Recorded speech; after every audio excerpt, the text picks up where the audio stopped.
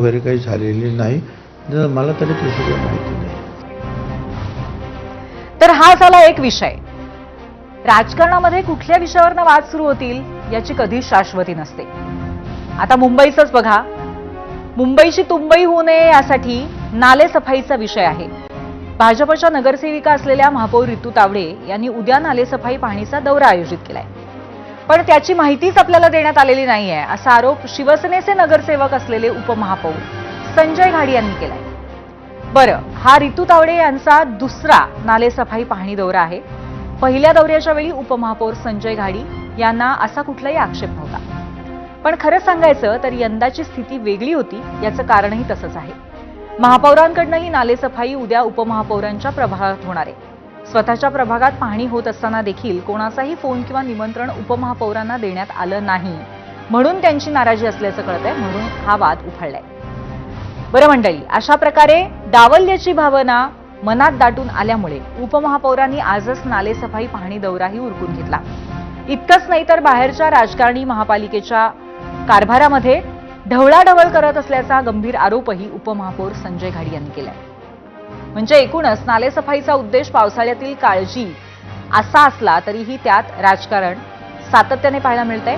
यावरूनच रंगलेल्या नाराजी आणि राजकीय नाट्याबद्दल महापौर आणि उपमहापौर नेमके काय म्हणाले पाहूयात. उपमहापौरांना एक वेगळा दौरा काढावा लागला, समन्वय नाही किंवा तुम्ही चर्चा केली नाही? नाही, महापौर मॅडमनी एक अर्थसंकल्प चालू असताना शेवटच्या एक दिवसा अगोदर ती अतिरिक्त आयुक्त बांगर साहेबांना आपला दौरा दिला होता. तुम्ही पाहिलं, मी त्यांना विचारलं नाही, पण त्यांनी खरं तर सांगायला पाहिजे होतं की आपण ह्या पाहणी दौऱ्यामध्ये येणार का, आपण एकत्र दौरा करूया. तसं झालं असतं तर दोघंही एकत्र येऊन प्रशासनाला आम्ही दोघांनी नीट सूचना देऊ शकलो असतो, परंतु तसं झालं नाही. उपमहापौर आणि महापौरमध्ये अगदी चांगला समन्वय आहे. आम्हाला कुठल्याही परिस्थितीत 31 मे पर्यंत 80% नालेसफाई करायची आहे, म्हणून आम्ही सांगितलं मी इकडे जाते, तुम्ही तिकडे जा. उद्या मुंबईचे अध्यक्ष अमित सटमजी त्यांचेही दौरे स्टार्ट होणार. सभागृह नेत्यांना सांगितलं सगळेच जण कशाला एका ठिकाणी जाऊ दे, पसरू दे, चारही ठिकाणी लोक फिरू दे ना. आपल्याकडे आता दिवस किती राहिलेत नालेसफाई होण्यासाठी, मुंबईची तुंबई होऊ नये यासाठी आम्ही सगळे 4 कॉर्नर्स आम्ही जातोय. त्यामुळे महापौर रितू तावडे तर म्हणतात कुठली नाराजी नाहीये, पण राज्यामध्ये सरकार तसंच मुंबईसह अनेक महापालिकांमध्ये एकत्र सत्ता अशी स्थिती असली तरीही भाजप आणि शिवसेनेमध्ये नाराजी नाट्य वाद सतत रंगत असतात. ते कुठले आहेत, आतापर्यंत कधी कधी झालेत, आपण ग्राफिक्सच्या माध्यमातून पाहूयात मीडिया सेंटरला.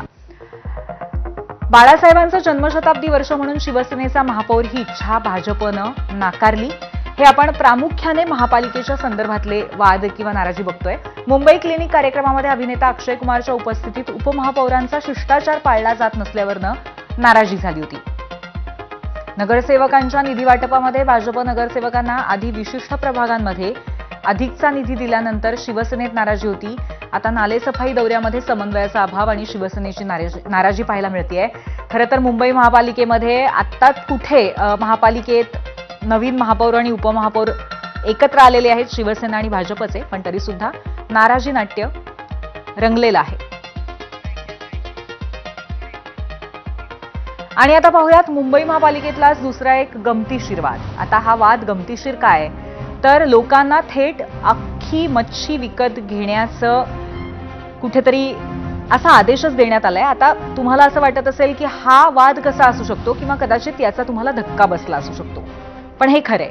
मुंबईच्या वाकोला भागामध्ये मासळी बाजारामध्ये घाण होते असं सांगत अख्खा मासाच विका म्हणून महापालिका अधिकाऱ्यांनी मच्छी कापण्यावरती बंधन आणली. अखेर अशी अख्खी मासोळी कोण विकत घेणार, मग व्यवसाय बुडणार या भीतीतनं मुंबईचे भूमिपुत्र असलेल्या कोळी महिलांनी प्रखर याचा विरोध केला. या महिलांना भेटण्यासाठी आलेल्या महापौर रितू तावडे यांना कमालीच्या रोषाचा सामना करावा लागला.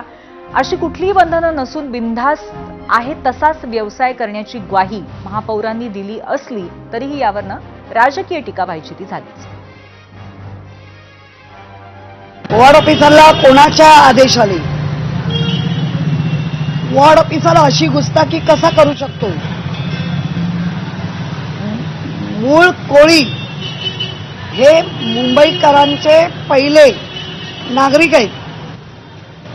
आणि जर एखाद्या वॉर्ड ऑफिसरनी असं केलं असेल तर हे चुकीचं आहे. मुळात मी मासे खाते, म्हणजे गुजराती, जैन, मारवाडी, राजस्थानी ठरवणार आम्ही काय खायचं. आज आमच्या कोळ्यांवर गदा आणताय. मुंबईत मासे नाही विकणार जे कोळी बांधव आहेत, का जिलबी आणि फाफडा विकणार का? असं असेल तर आयुक्तांच्या तोंडात आम्ही जिलबी आणि फाफडा भरवू. आयुष्यभर तेच खावं त्यांनी. कोण आहे आयुक्त तिथले? काय हो? कोण कोण? मुंबईमध्ये ज्यांना माशांचा वास सहन होत नाही, ज्यांना मासे खायचे नाहीयेत, त्यांनी गुजरातला सरळपणे निघून जावं. इथे राहायची त्यांची गरज नाही. नाही, हे असं होत असेल तर चुकीचं आहे. म्हणजे दुर्गंधी